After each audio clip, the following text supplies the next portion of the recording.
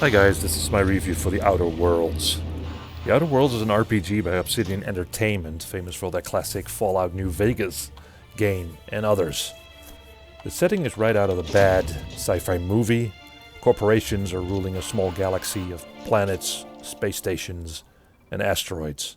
And the best thing is that instead of an open world, you're given a selection of smaller locations to visit, which helps reducing the downtime that most open world games suffer from.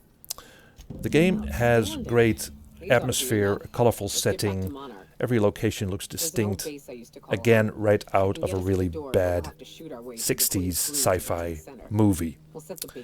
There are loads of colorful, shady characters that talk to you with tongue-in-cheek dialogue options, and it's hilarious at times.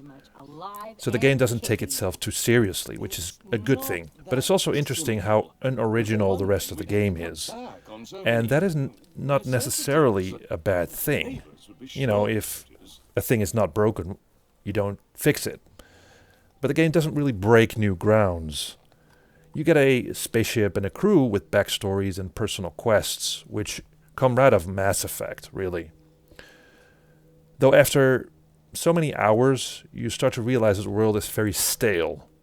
The environments are more or less cardboard setups with idle NPCs just waiting for you to interact with them just to give you a quest. So there's some repetition as things do start to look samey, especially the interiors. And quests sort of boil down to the familiar: go to some place, kill some enemies, pick something up, and then return. Once the NPCs serve their purposes, they don't usually have anything interesting to say or tell.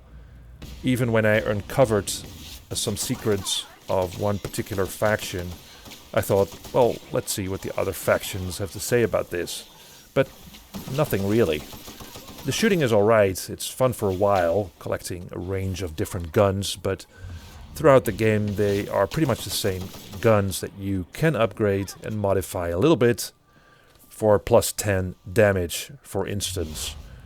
And with these guns you shoot some bullet spongy enemies that seem to be lifted right out of Borderlands. The option to slow down time during gunfights is actually a mod that I use for Fallout 4. Other than that, you can level up your basic skills of your character, and the only interesting way, I think, is to dump a lot of points in the social skills, like lying, intimidating, and persuading. Because they open up a whole lot of extra dialogue options for you to use. I think looking back, the popularity of the Outer Worlds has something to do with the disappointment that Fallout 76 was at the time. On its own, the Outer Worlds is alright. You know, it's fine. It doesn't break any new grounds. It's fun, but it's not something that's going to push the genre forward, which is a little bit unfortunate. I was looking for a little bit more substantial stuff, I guess, given the fact that these guys made Fallout New Vegas.